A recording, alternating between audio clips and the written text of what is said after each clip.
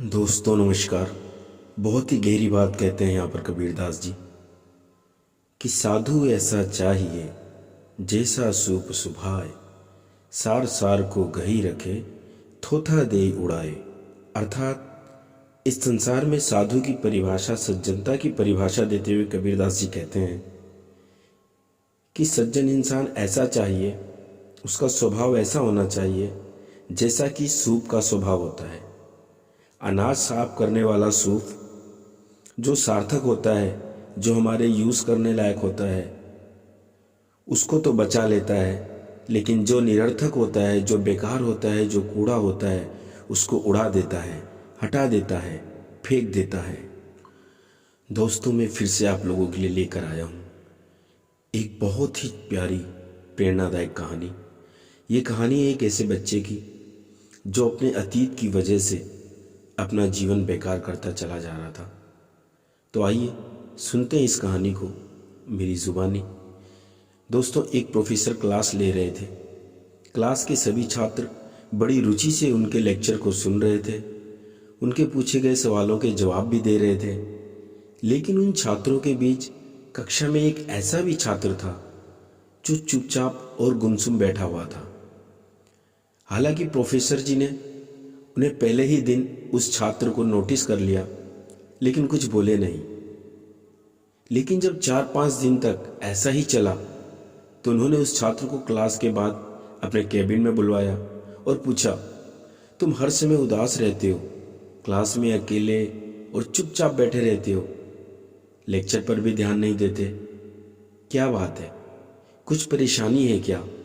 Sir वो लड़का हिचकिचाते हुए बोला, मेरे अतीत में कुछ ऐसा हुआ है जिसकी वजह से मैं परेशान रहता हूँ।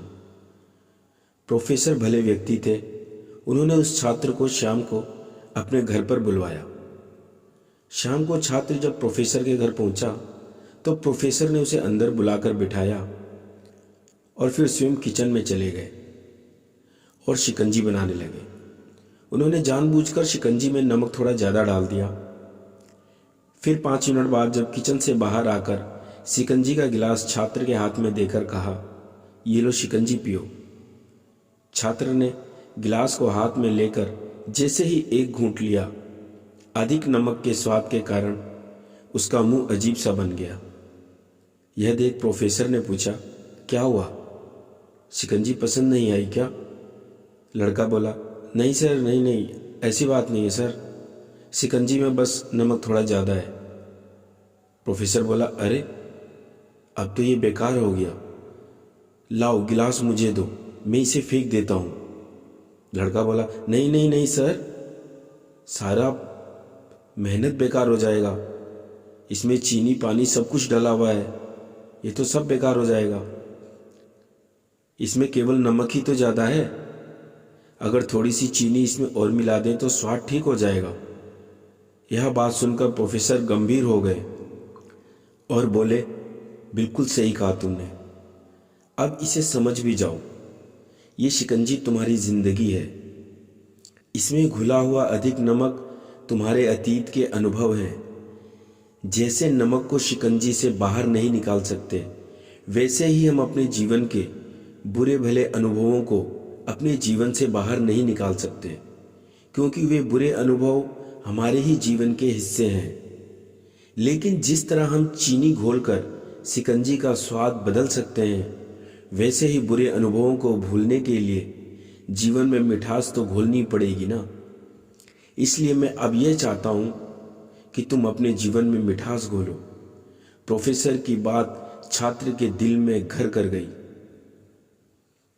उसकी आंखों से खुशी के आंसू बह गए।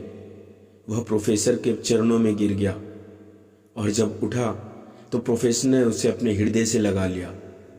वह प्रोफेसर साहब को वादा देकर बोला, उसने निश्चय कर लिया कि अब वो बीती बातों से कभी परेशान नहीं होगा और मैं जिंदगी भर आपके इस एहसान को कभी नहीं भूल पाऊंगा कि आपने मुझे मेरे अतीत से निकालकर मेरे भविष्य को संवारा।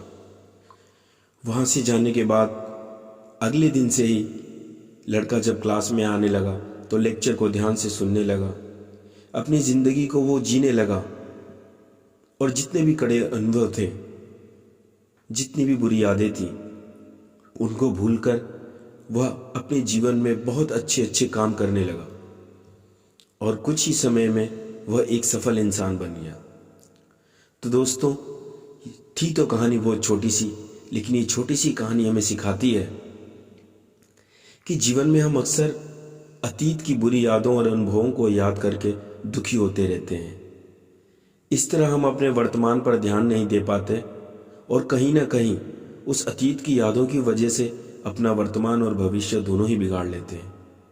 जो हो चुका है सुधारा नहीं जा सकता, लेकिन कम से कम उसे भुलाया तो जा सकता है। और उन्हें भुलाने के लिए नई मीठी यादें हमें आज बनानी होंगी। कुछ ऐसा हमें करना होगा जिससे हमें खुशी मिले। जीवन में मीठी और खुशनुमा लम्हों को लाइए, तभी तो जीवन में मिठास आएगी। अंत में हम आपसे यही कहना चाहेंगे कि अपनों के प्यार और ऊपर वाले के आशीर्वाद से दूसरों की मदद करते चलें। काम कोई भी हो, अगर आप लगातार करते चले तो आपका जीतना तय है। मेरी तरफ से आप सभी को राम राम, दुआ सलाम। मिलते हैं जल्द अगली कहानी के साथ। जय हिंद, जय भारत। दोस्तों नमस्कार।